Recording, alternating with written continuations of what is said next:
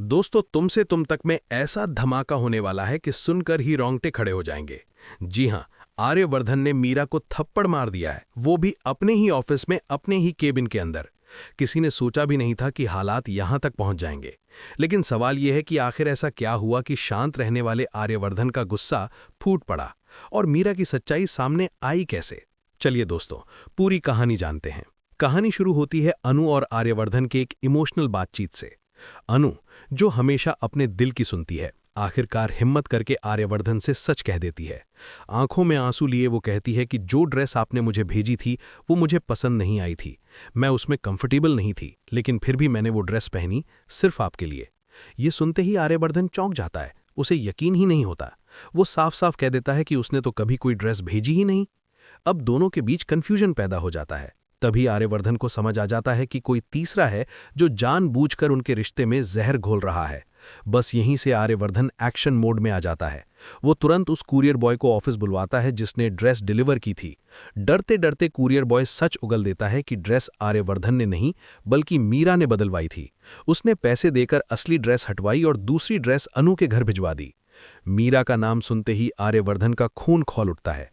जिस लड़की पर उसने सबसे ज्यादा भरोसा किया, वही उसकी पीठ में छुरा घोंप रही थी। आर्यवर्धन तुरंत मीरा को केबिन में बुलाता है। जैसे ही मीरा अंदर आती है और कुरियर बॉय को देखती है, उसके चेहरे का रंग उड़ जाता है।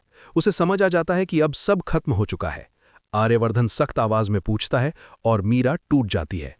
वो खुद ही कबूल कर लेती है कि हाँ, सब उसी ने किया। लेकिन कहानी यहीं नहीं रुकती दोस्तों।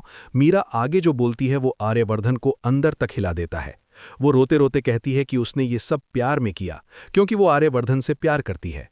इतना ही नहीं, वो हद पार करते हुए आर्यवर्धन के करीब जाने की कोशिश करती है, उसे पकड़ने की कोशिश करती है। और बस यहीं आर्यवर्धन का सब्र टूट जाता है। गुस्से में उसका हाथ उठता है और मीरा के गाल पर जोरदार थप्पड़ पड़ता है। पूरा केबिन सन्नाटे में डूब जाता है। मीरा की आंखों से आंसू बहने लगते हैं और गाल पर थप्पड़ के निशान साफ दिखने लगते हैं। आर्यवर्धन गुस्से में साफ शब्दों में कह देता है कि उसने भरोसा तोड़ा है, अपनी हदें पार की हैं और अब उसे इस ऑफिस में एक पल भी नहीं देखना चाहता। वो साफ साफ कह देता है कि वो सिर्फ अनु से प्यार करता है। मीरा टूट जाती है, लेकिन साथ ही उसके अंदर नफरत की आग और भड़क उठती है। वो मन ही मन कसम खा लेती है कि इस सब के लिए वो अनु से बदला जरूर लेगी। यहीं से मीरा पूरी तरह नेगेटिव बन जाती है। दूसरी तरफ आर्यवर्धन अनु के पास जाता है, उसे सारी सच्चाई बताता है और वादा करता है कि अब कोई भी उनके बीच नहीं आएगा। अनु उस पर भरोसा करती है। आर्यवर्धन अनु को मनाने के लिए एक रोमांटिक सरप्राइज प्लान करता है।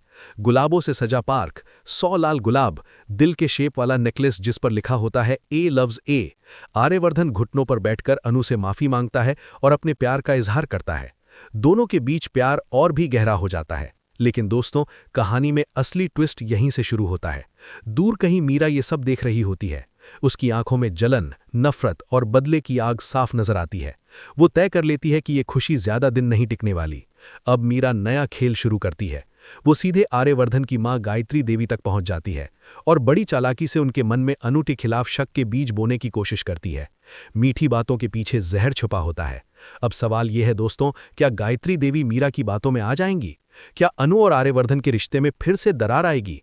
और मीरा की अगली साजिश कितनी खतरनाक होने वाली है? आपको क्या लगता है? कमेंट में जरूर बताइए। और ऐसे ही धमाकेदार अपडेट्स के लिए लाइक, शेयर और सब्सक्राइब करना बिल्कुल मत भूलिएगा।